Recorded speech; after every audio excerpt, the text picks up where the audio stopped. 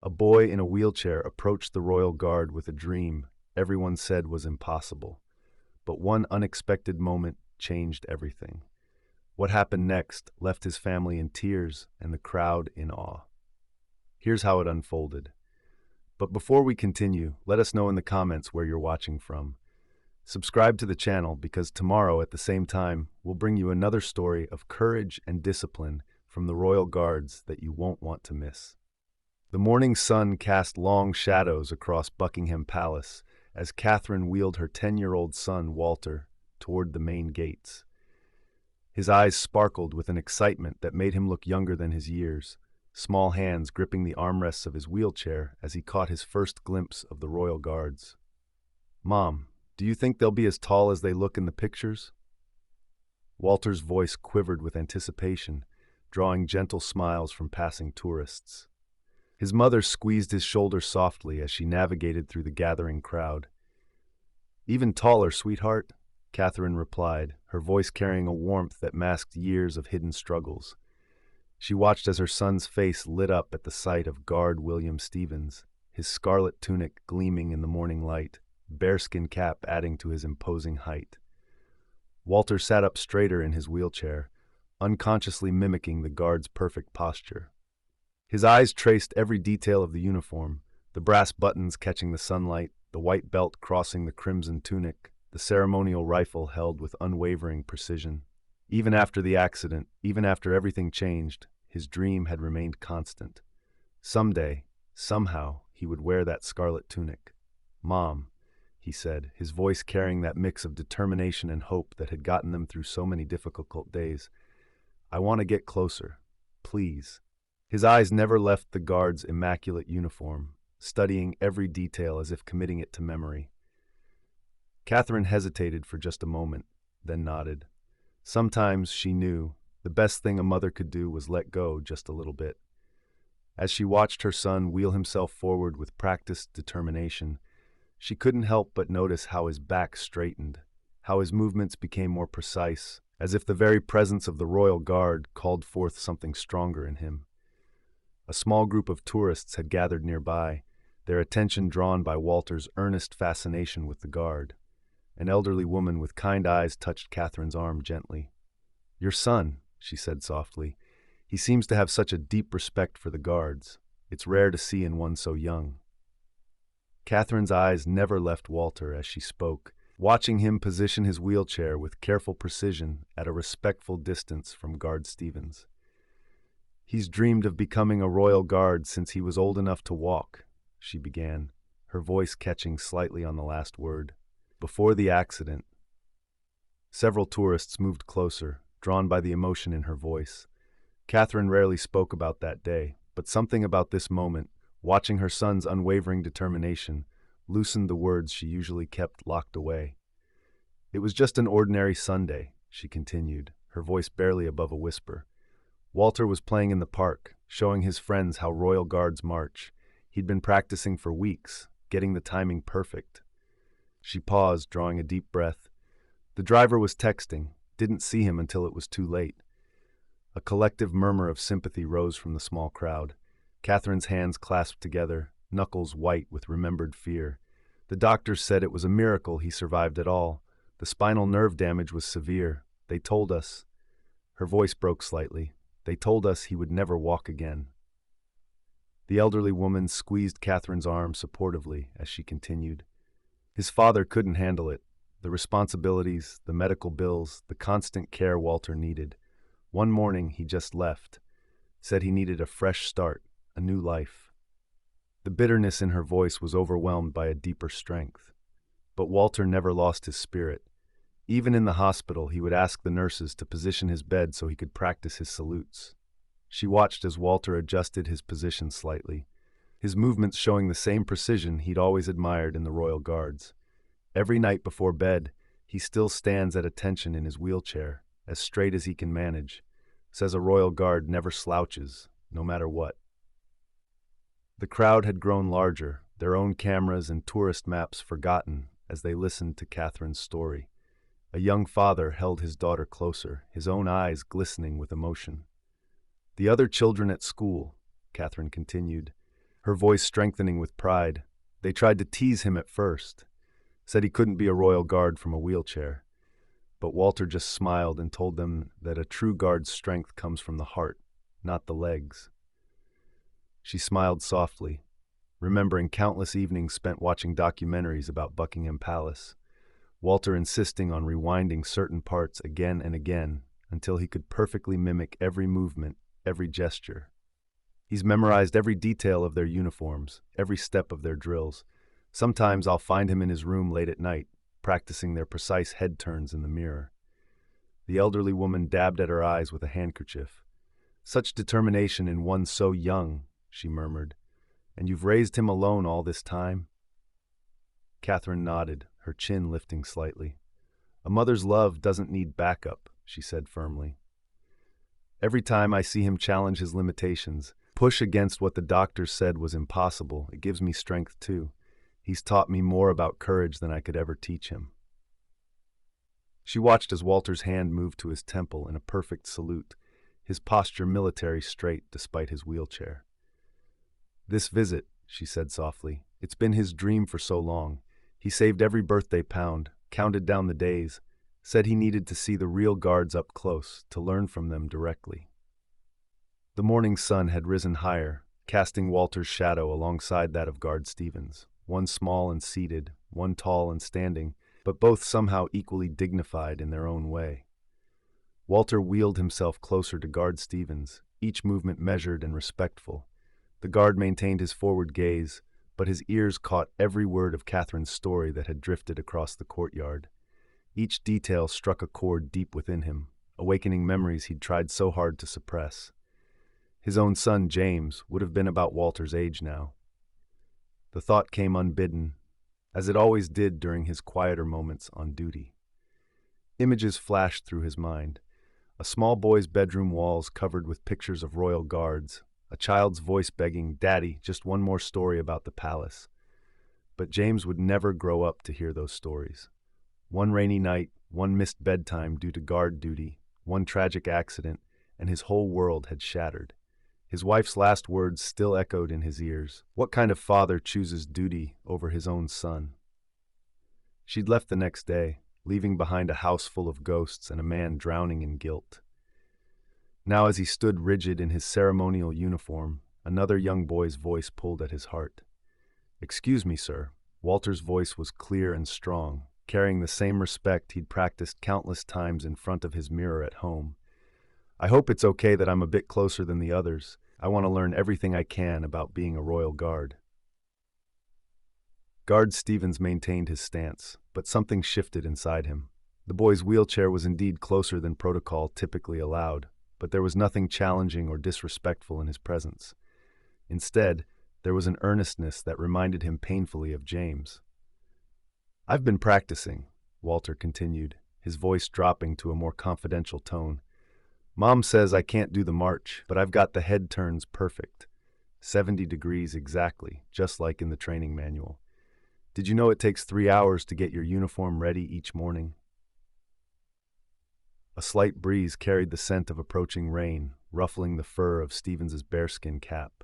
His peripheral vision caught sight of Walter's hands gripping his wheelchair's armrests with the same determination a young guard might grip his rifle during inspection. "The doctors," Walter's voice wavered slightly but didn't break, "they say I'll never walk again, that I should find a different dream." He paused and then added with quiet determination, "But they don't understand. Being a royal guard isn't just about walking. It's about standing for something bigger than yourself. That's what I tell everyone."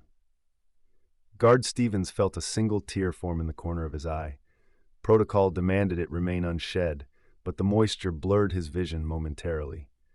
In all his years of service, through rain and shine, through tourists' taunts and ceremonial duties, nothing had threatened his composure like this boy's simple, unwavering faith. "I know you can't talk to me," Walter continued, "and that's okay. That's part of what makes you special, doing your duty no matter what." But he hesitated, then spoke with the directness only children can manage.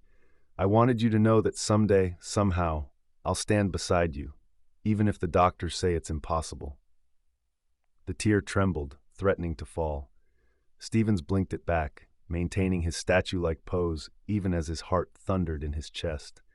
He could hear Catherine in the background, still sharing their story with the growing crowd, her voice carrying both pain and pride. But it was Walter's presence that filled his awareness. This young boy, who, despite everything life had thrown at him, still believed in the power of standing tall. "You know," Walter continued, his voice taking on a confiding tone, "some kids at school laugh when I tell them my dream. They say I'm silly for wanting to be a royal guard when I can't even stand up." He adjusted himself in his wheelchair, straightening his back even further. "But I think they're the silly ones. They only see the standing still part. They don't understand what it really means." Guard Stevens remained motionless, but each word penetrated deep into his heart. He remembered James saying similar things, defending his father's profession against playground taunts.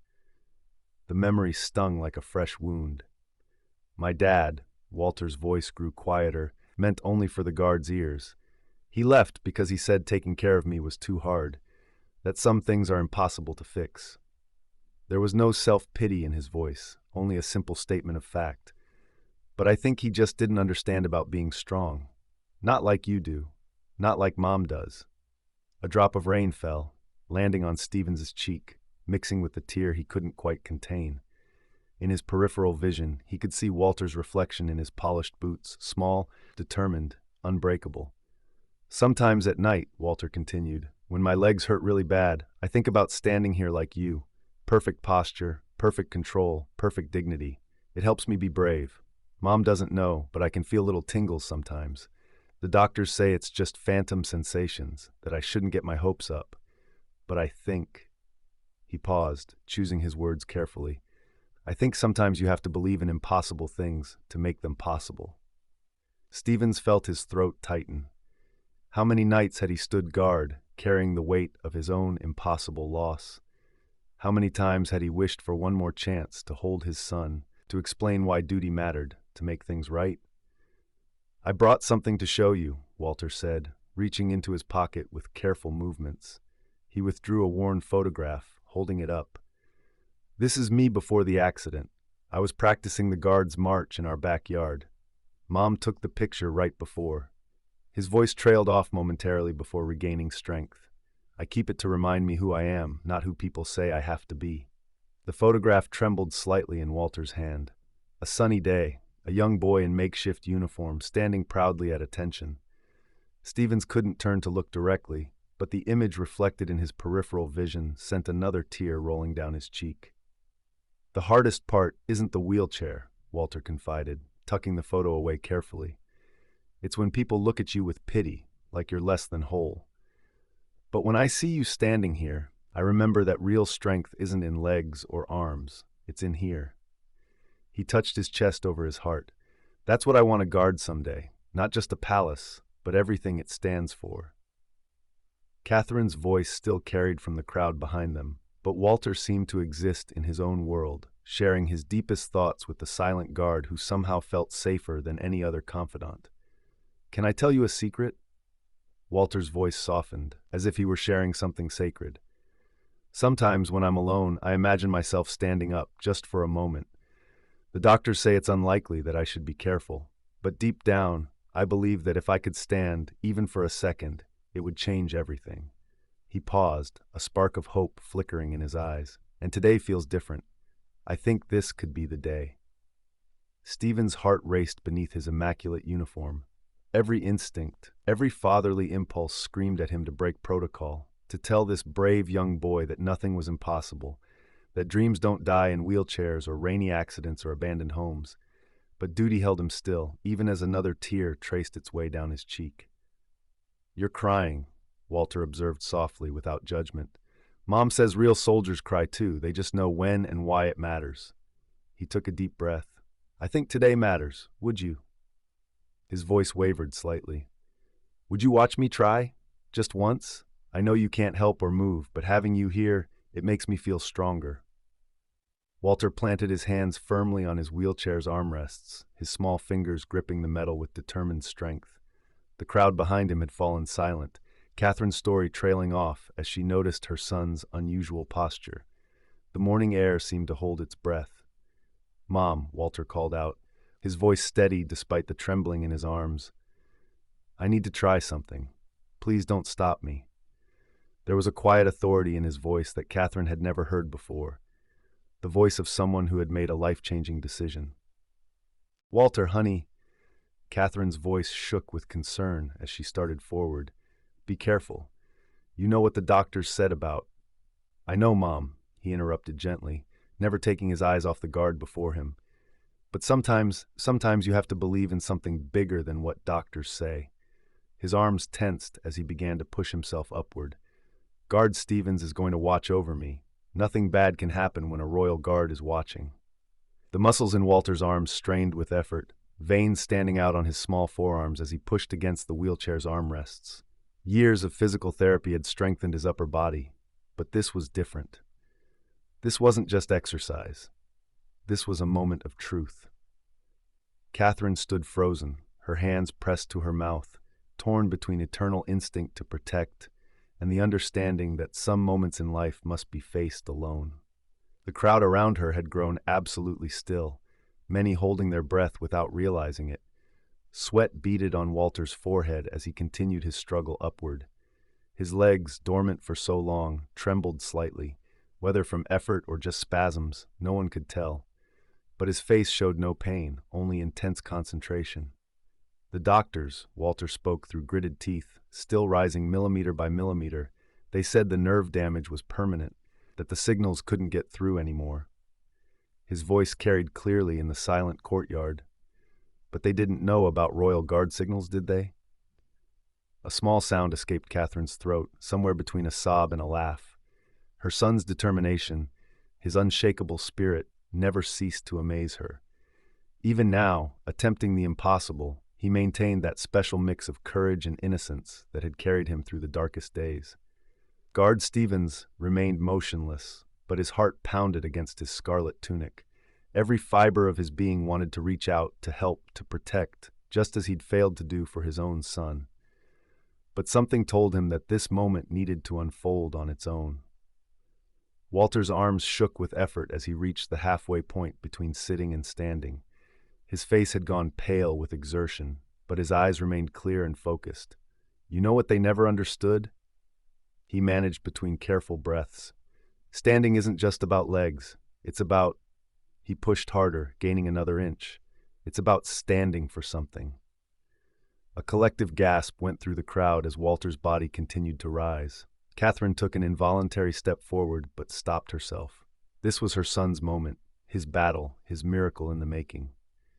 "In training," Walter continued, his voice growing stronger as his body rose higher, Royal Guards learn to stand for hours without moving. They stand through rain. Another inch gained. Through heat. His legs trembled but held. Through everything life throws at them. His voice carried the same steel that had helped him survive the accident, the abandonment, the countless hours of therapy. He was nearly upright now, his legs shaking visibly but somehow supporting weight they hadn't held in years. The morning sun caught the tears streaming down his face, tears not of pain but of pure determination. "Because that's what guards do," Walter declared, his voice ringing with triumph as he achieved a fully upright position. "They stand, no matter what." For the first time in years, his eyes were level with those around him. They stand for something bigger than themselves. The silence in the courtyard was absolute.